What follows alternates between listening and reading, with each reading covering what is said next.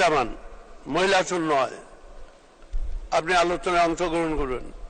পারভিন জামান, আপনার দৃষ্টি আকর্ষণ করছি। পারভিন জামান মহিলা আসন নয়, আপনার সবাই 2 মিনিট। মাননীয় স্পিকার, অনেক ধন্যবাদ আমাকে 71 বিধিতে কথা বলার সুযোগ দেওয়ার জন্য। আমার বিষয় হচ্ছে শৈলকুপা উপজেলার স্বাস্থ্য কমপ্লেক্সে আধুনিক চিকিৎসা সরঞ্জাম ও জনবল বর্ধিত করা প্রসঙ্গে।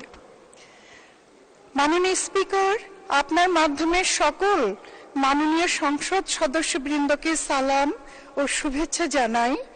মাননীয় প্রধানমন্ত্রী দেশরত্ন শেখ হাসিনা সারা বাংলাদেশ জুড়ে যে উন্নয়ন মহাযজ্ঞ চালিয়ে যাচ্ছেন, তাতে সারা বাংলাদেশ জুড়েই আজ রঙে রঙে রঙিন হয়েছে।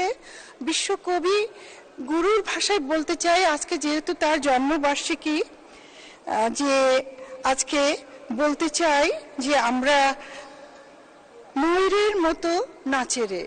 কিন্তু দুঃখ ভারাক্রান্ত হৃদয় বলতে চাই, আমি ঝিনাইদহ জেলার শৈলকুপা উপজেলার সন্তান। শৈলকুপা উপজেলা স্বাস্থ্য কমপ্লেক্সটি 31 শয্যা থেকে শুধুমাত্র 50 শয্যাতেই উন্নীত হয়েছে। স্বল্প জনবল দ্বারা হাসপাতালটি সেবা কার্যক্রম চালাচ্ছে। শুধু তাই নয়, 2টি আল্ট্রাসোনোগ্রাম মেশিন সহ এক্স-রে মেশিনটি দীর্ঘদিন অকার্যকর অবস্থায় পড়ে রয়েছে।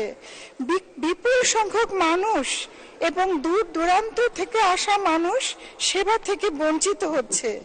এমত অবস্থায় শৈলকুপা উপজেলায় জনবল বাড়ানো সহ হাসপাতালটিতে আধুনিক মেডিকেল সরঞ্জাম সরবরাহের ব্যবস্থা করণের জন্য মাননীয় স্পিকারের মাধ্যমে মাননীয় স্বাস্থ্যমন্ত্রীর দৃষ্টি আকর্ষণ করছি।